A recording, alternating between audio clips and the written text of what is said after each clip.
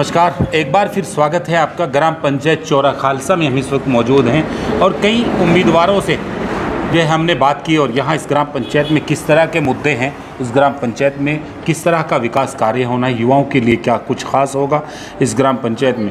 क्योंकि जब चुनाव जीत लिया जाता है तो न जाने क्यों उस गांव को निहत्था और अकेला छोड़ दिया जाता है। ग्राम पंचायत के अंदर जीतने के बाद उनसे बात तक नहीं की जाती और ग्राम पंचायत वासी अपने आप को फिर ठगा सा महसूस करते हैं। लेकिन इस ग्राम पंचायत में एक बात मैं आपको बता दूं, इस ग्राम पंचायत में जिस तरह का भाईचारा हमें देखने को मिला तो वाकई वो सोचने वाली बात है। सबसे पहले भाईचारा कायम रहना चाहिए, विकास का मुद्दा बाद में। और इस ग्राम पंचायत में कई उम्मीदवार अपने दावेदारी पेश कर रहे हैं। उनमें एक दावेदार और आपके सामने प्रियंका काम्बोज, उनके पति हमारे सामने हैं मनिंदर काम्बोज। हम इनसे भी 2-3 सवालों के साथ एक छोटी सी वार्ता करेंगे और जानने की यही कोशिश किस तरह से ग्राम पंचायत ने कल उनको अगर मौका दिया तो किस तरह से इस ग्राम पंचायत को आप बनाएंगे, यहाँ विकास कराएंगे और किस तरह यहाँ पर एक मजबूत भाईचारा कायम होगा। मनिंदर जी, सबसे पहले हमारे चैनल में आपका स्वागत है। धन्यवाद सर। सबसे पहले तो मैं आपसे पहला सवाल, ग्राम पंचायत के अंदर जब चुनाव जीत लिया जाता है मनिंदर जी, वादे क्यों पूरे कहीं नहीं करते लोग, क्यों भूल जाते हैं ग्रामवासियों को? देखिए सर, सबसे पहली बात तो जीतने के बाद जो भी अपने कैंडिडेट अपने जिन भी लोगों को साथ लेकर चलता है, सिर्फ उनकी ही वो सरपंच बनकर रह जाता है। सभी ग्रामवासियों को कोई भी साथ लेकर चलने की कोशिश भी नहीं करता। अगर उसके साथ दो गांव के किसी भी लड़कों के साथ 2 लड़के हमारे पास सरपंच के पास आते हैं तो पहले पूछा जाता है कि आपने वोट दिया था या नहीं दिया। लेकिन जब सरपंच अगर कोई बन जाता है उसके लिए सबसे पहले पूरा गांव ने उसको वोट दिया, यही सोच समझकर उसको आगे का काम करना चाहिए। तो मैं तो यही कहूँगा कि जब भी कोई सरपंच बनता है तो उसको यही मानना चाहिए कि जो भी पोलिंग हुई है वो सारी मेरे पक्ष में ही हुई है। हमने पूरे गांव का सरपंच। हाँ जी, मैं पूरे गांव का सरपंच हूँ और पूरे गांव के लिए मेरे को कार्य करना पड़ेगा। मनिंदर जी, जनता ने अगर कल मौका दिया, सवाल में सवाल जोड़ते हैं, तो क्या मनिंदर भी इस तरह की कोई काम करेंगे कि गांववासी फिर नाराज और ये कहे कि हमने शायद गलत प्रतिनिधि चुन लिया? देखिए, ये तो सरपंच की बात तो अब हुई है। मैं पहले भी ऐसे कार्यों में हमेशा से भागीदार रहा हूँ। हमारे गांव में कोई भी जागरण, हमने एक कमेटी बना के प्रतिवर्ष हम जागरण करवाते थे। कमेटी हमने बनाई हुई थी और माता का जागरण विशाल हम जागरण करवाते थे। कोई भी हमारे शमशान घाट में कोई भी दिक्कत होती थी, जैसे घास उग जाना, कोई भी मूर्ति स्थापना, उसकी साफ सफाई हम ही करते थे। उसके बाद ग्राउंड में जहाँ बच्चों का खेलना बहुत ज़रूरी है और बच्चे खेलेंगे तभी आगे बढ़ेंगे, उसकी साफ सफाई, क्योंकि उसमें घास उग जाती थी। सरपंच का इस विषय में कोई भी किसी प्रकार का ध्यान नहीं था। आपने वो भी करा? हमने खुद, पहले सरपंच तो बाद की बात है, हमने सरपंच ना रहते हुए भी ये सारे काम कराए। अच्छा, गांव के अंदर और क्या कमियां हैं? जनता ने अगर कल आपको मौका दिया, जो सबसे पहले जिन पर काम होगा?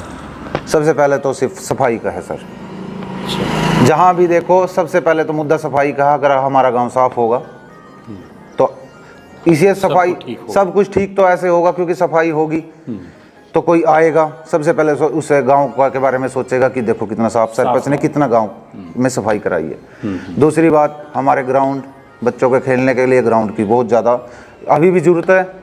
क्योंकि अगर ग्राउंड साफ नहीं है, इसीलिए हमारे गाँव से अब कोई भी बच्चा खेलने का इच्छुक नहीं है। ना कोई क्रिकेट खेली जाती है, ना कोई हॉकी खेली जाती है, क्योंकि ऐसा ग्राउंड छोड़ा ही नहीं गया है। लोगों के कब्जे, अपना पर्सनल सामान वहाँ पे खड़े करना, तो ऐसे काम हैं जो मेरे हिसाब से सरपंच को तो क्या, किसी को भी इसमें साथ नहीं देना चाहिए। वो सुविधा भी नहीं होगी ना उसमें अभी तक, क्रिकेट का सामान वगैरह जो होता है? नहीं, कोई किट वगैरह का कोई अब तक तो कोई ऐसा कोई सामान किसी बच्चे को नहीं दिया जाता।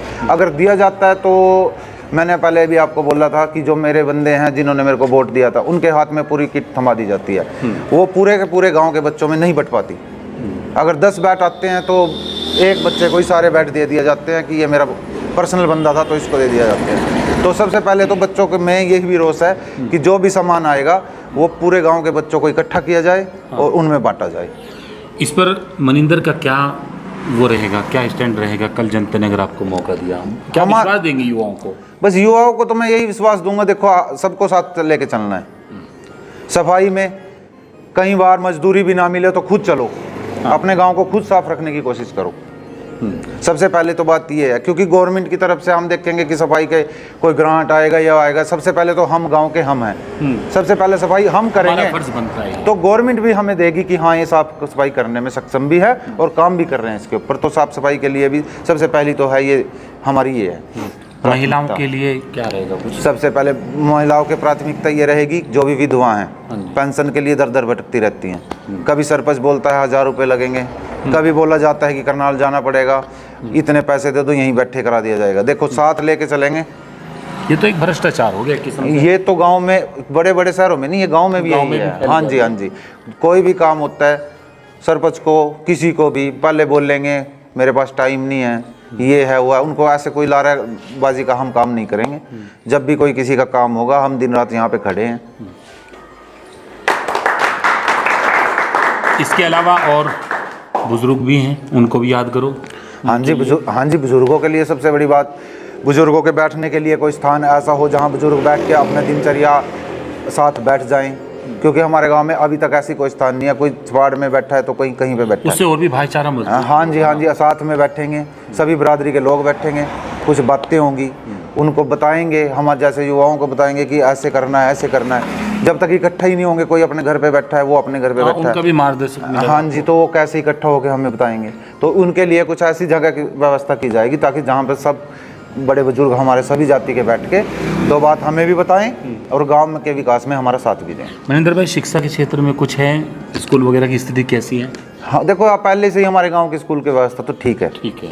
तो बच्चों को यही है कि जो प्राइवेट में जाना के ज़्यादा पसंद करते हैं लोग, तो उनको स्टाफ के साथ मिलकर कुछ ऐसा बनाया जाए कि उनको ये लगे कि अब गवर्नमेंट स्कूल भी किसी से कम नहीं है। उनको सिर्फ ये विश्वास दिलाया जाएगा कि गवर्नमेंट स्कूल में भी आपके बच्चे अच्छी तरह से पढ़ सकते हैं। किस तरह का माहौल नज़र आ रहा है? तो समय कम रह गया।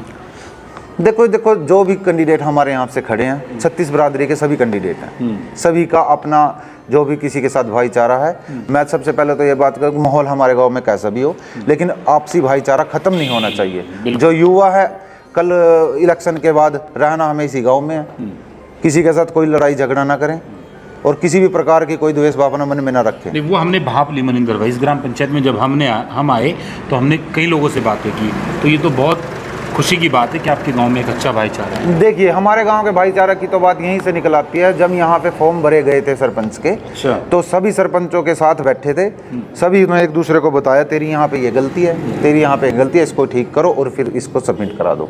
तो सबसे पहले तो, क्योंकि बहुत सी ऐसी पंचायतें हैं, लोग आते हैं अपने जत्थे को साथ लेके आते हैं, लो जी मेरा फार्म, और निकल जाते हैं।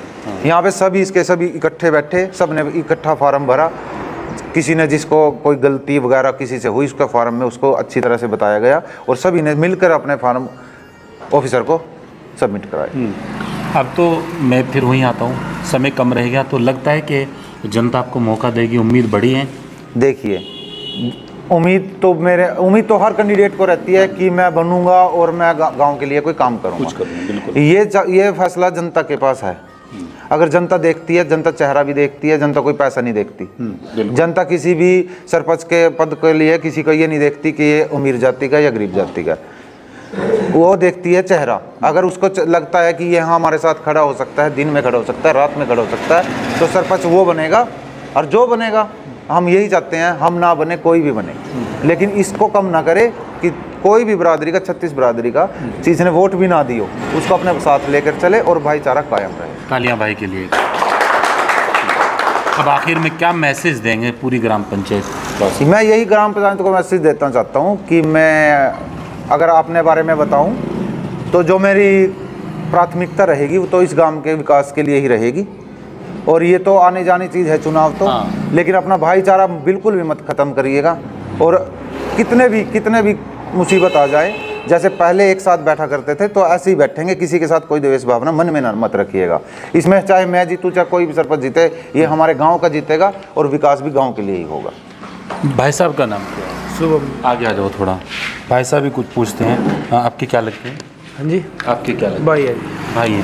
तो किस तरह का माहौल नज़र आ रहा है गाँव में? युवाओं का किस तरह से? युवा ये सारे मनिंदर भाई साहब के साथ खड़े हैं, दिल से दिल मिला के, और पूरा चांस है आपकी बार इलेक्शन में। वो जो जनता चाहेगी गांव की, उसके साथ वो जो सहयोग मिलेगा, ऐसे ही अपना देखते हैं। एक भाई भाई साहब और मैं उनसे भी बात कर लूँ। भाई साहब का नाम क्या है?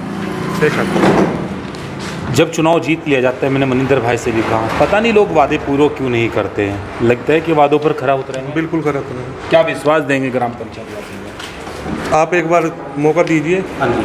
तो 100% अपने वादों पर खरा उतरेगा। इतना विश्वास आप दिलाते हैं सबको। अच्छा, बहुत सारी कमियां हैं गांव के अंदर, सड़कें, नाली, साफ़ सफाई का जो है विशेष तरीके से उस पर ध्यान देने की ज़रूरत है। हमारे गांव में सबसे मेन मुद्दा है साफ़ सफाई का है।